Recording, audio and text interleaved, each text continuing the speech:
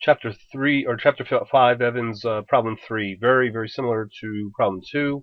It's just asking us to drop 3 coins. Let's assume that maybe we'll assume that the probability of we're using a penny, heads or tails, is 50-50. It doesn't say there. I mean, potentially the coin could be 40-60.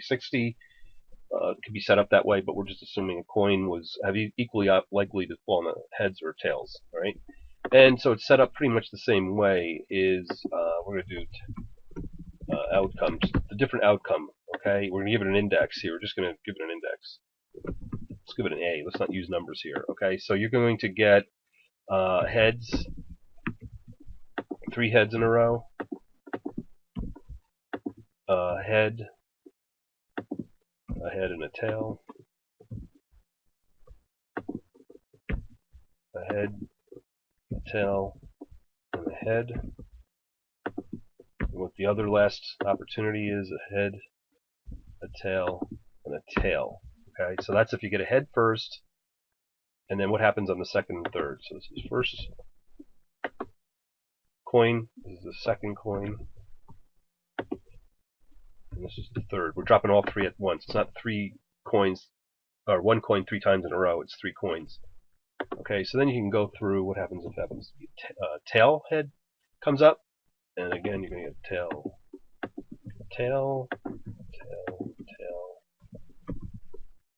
and a head, tail, head, tail, tail, and a head, and a head. Okay, so those are really all the possibilities that you can get. Okay,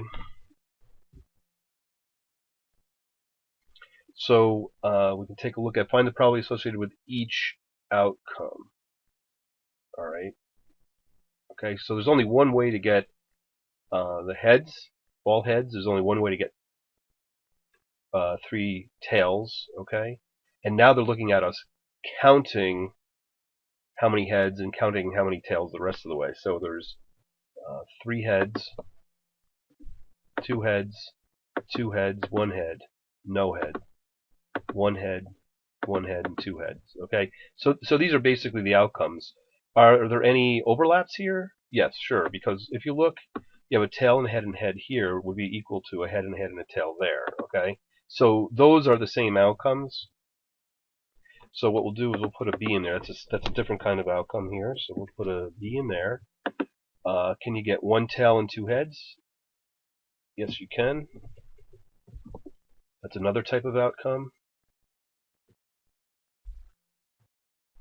And the number that these can occur at, their frequency, is going to be certainly 1 for these conditions here. For a 3 heads, 3 tails, any one of those is just one way of having that happen. But if you look at the possibility of 1 tail and 2 heads, you can have at least two ways to do that.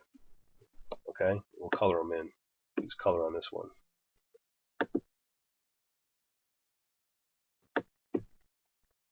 That's the same as down here. Okay, so we got that. That's the same thing. Okay, how about 1 tail and 2 heads? Here's another one that counts in as the same way.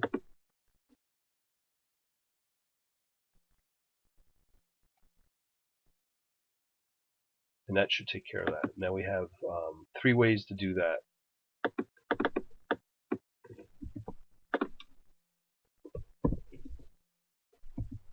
Okay, how about 1 head and 2 tails? So we'll color that a little bit differently. 1 head and 2 tails. There's 2 there. And there's a third way there. Okay, so there's 3 ways to get that also. And that's our distribution function right now. The probability of each associated with each outcome. Okay, so the number of different outcomes here is just going to equal the sum of these here is 8, and the probability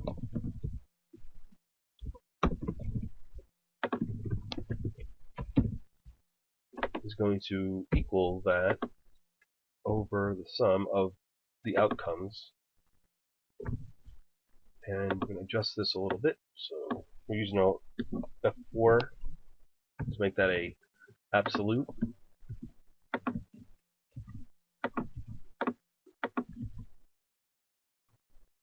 And of course, this should equal to 1. Okay, so alright, so our probabilities, we'll do a test also down here to make sure that the total probabilities that we came up with will be this. And fortunately, that comes out to 1. And then you can plot that if you care to. So it's the same thing as problem 1. Very similar to it, just using coin. Probably another question I'm going to ask about dice.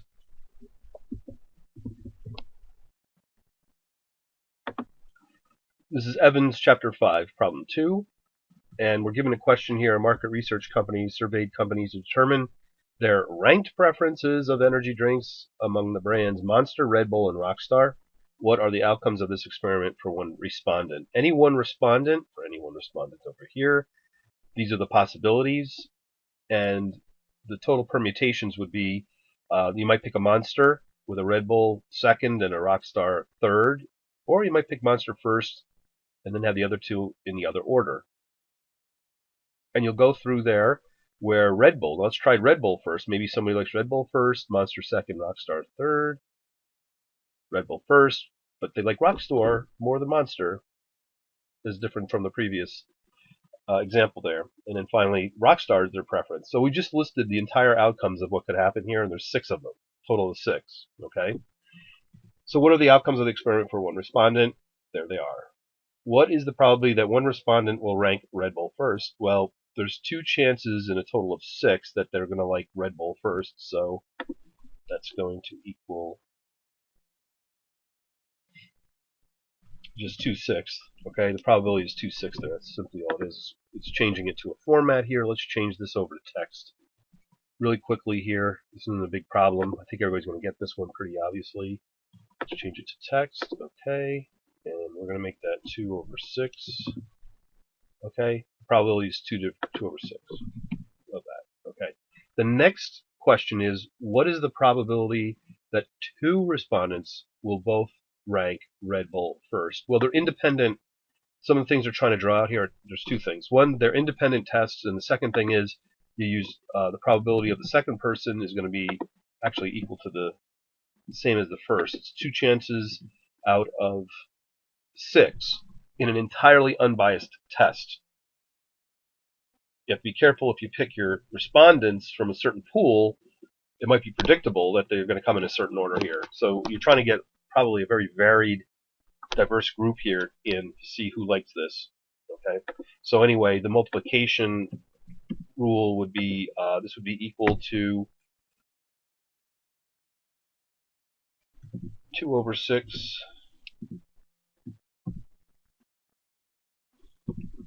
times itself. So the opportunity or the probability is 0.1 continuing. Okay, that's it.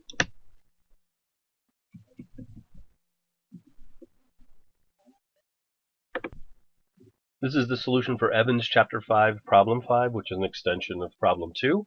So I reproduced the table that we had in there of these cards. We're picking one card, not replacing it, picking a second card, and we're adding up the points here.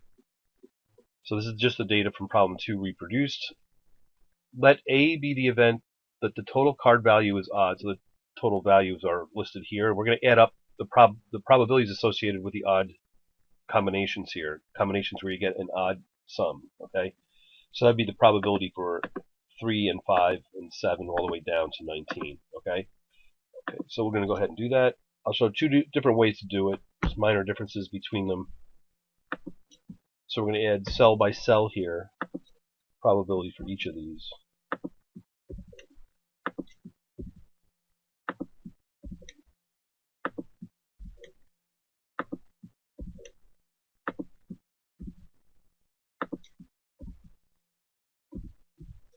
So the probability is 0.556 or 0.6, depending on where you want to round up to. Okay, the probability that it's odd.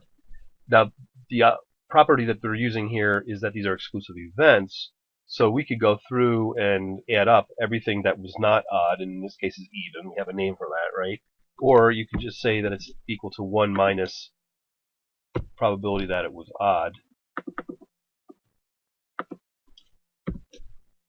And that should just complement, okay? Because these are exclusive. You can do that because they're mutually exclusive.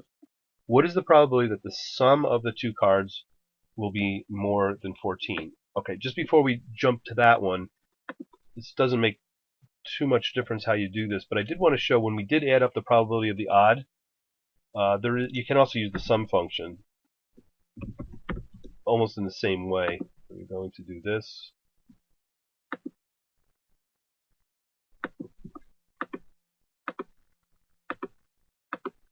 It's actually a little bit quicker this way. I'm using the control function just to select the entries that we want. Hit enter, same number. So the sum is a little bit faster using your finger work. You can do either way. All right, I just want to show that before we go on. But what is the probability that the sum of the two cards will be more than 14? So now what we can take a look at when we start taking a look at these kinds of questions is you can look at the cumulative function of probability, cumulative probability distribution function now. Open this up a little bit here. So the probability for any one of these instances, the cumulative function of this, cumulative probability, is done like this.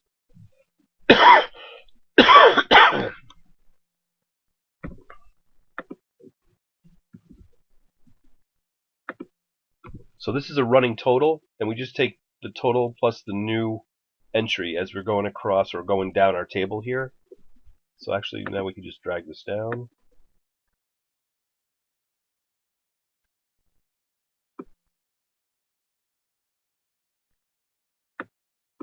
Okay.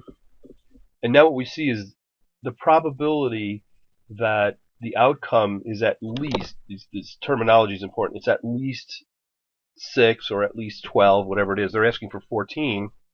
Now we can just take a look in the table and say, what's the combined cumulative probability that the sum of the two cards will be more than 14? And that means 15 or 16, 17, 18, 19. And so we can actually take a look at the property and use the fact that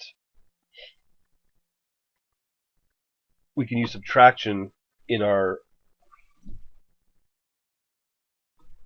Let me say that again. Okay.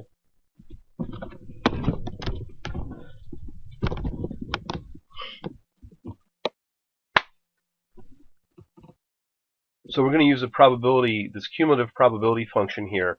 Let's plot that. Let's just plot that really quickly here. And we'll go into this and insert. Let's use a line chart now. This, okay, so we do that. And we can see that this demonstrates the probability that you have at least, for instance, at least a 14 would be something around 0.9, somewhere in there. If we go to our table, if we look at the number, if we get 14, it's 0.8, okay? I was just kind of reading quickly off the chart here where it was, okay?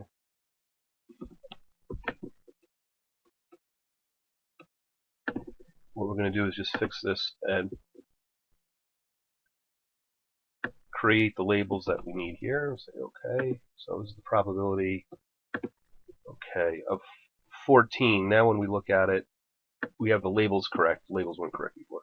Under 14, under this bin, it intercepts the probability at 8. Okay, so I just had to make an adjustment. I had to put the correct labels down there. Before it was just using 1 through I think 17 or 18. However, number 19 was 2, 7. We had 17 samples there, and so I actually put the actual corresponding card sum, the sum of the two cards down here, as far as that goes. So that's all I did. Okay. When you use a cumulative function like this, if they were to ask what is the probability that the sum of the two cards is at least 14, it's the complement of this. So we're talking about complements here. If it's at least 14, that would be 0.8. And because these are exclusive events, the way that it works is you can use the probability. Let's put that, I'm going to move this here just a bit and put in here that the probability of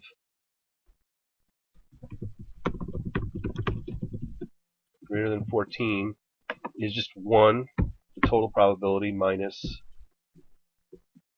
that entry there. So it's 20%.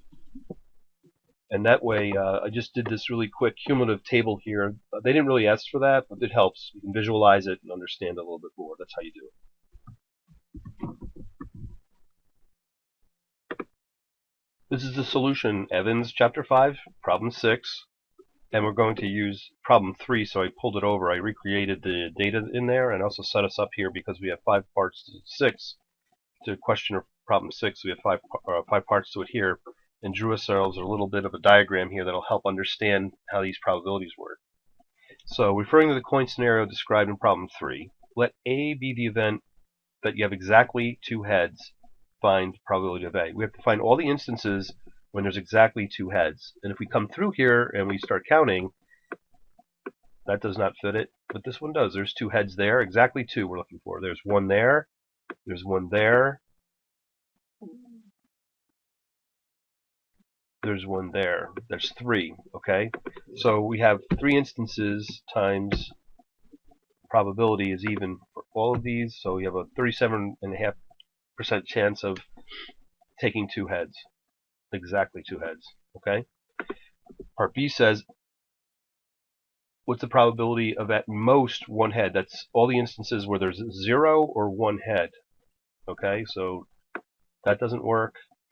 2 heads in there, 2 heads in there. But we do have 1 here, 0 here, 1 here, and 1 here. So that's 4 instances. It's 4 times probability. 50% chance that you're going to have 0 or 1 head. At least, but no more than that. Just 0 or 1, no more, not 2 or 3. Okay? That's how the question reads. So C is the event that there are at least 2 heads. So that means we have 2 or 3 heads. So well, there we have 3 there. There's the second one. Here's a third one. And there's a fourth one here, okay? So again, we had 50% chance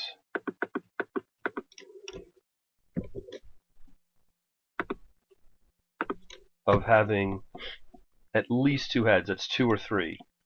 But that one, not 0. Okay, so part D says, are the events A and B mutually exclusive? Find probability of A or B.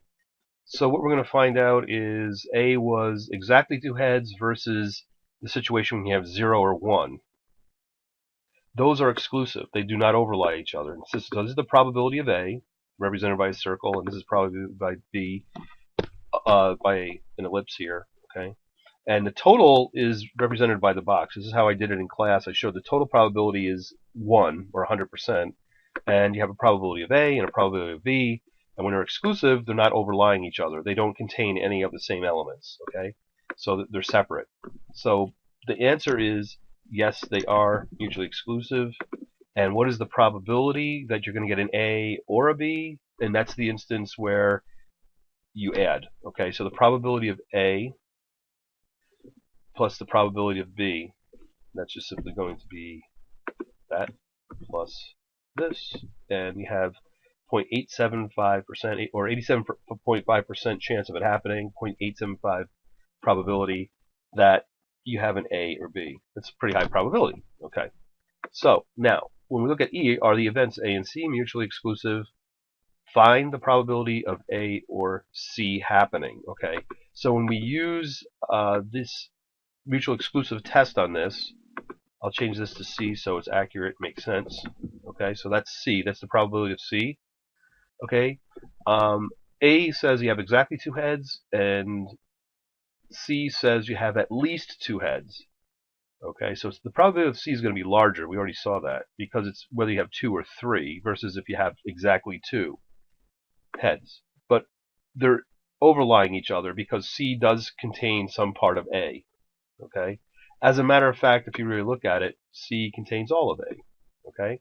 So the way that you answer this one is that no, it's not mutually exclusive. And the equation for when you have non-mutually exclusive is the sum minus the probability of A. So it's going to be equal to C plus A, but minus A because it contains it, and you're going to end up with a 50% chance of A or B happening. Okay, that's the solution for problem 6.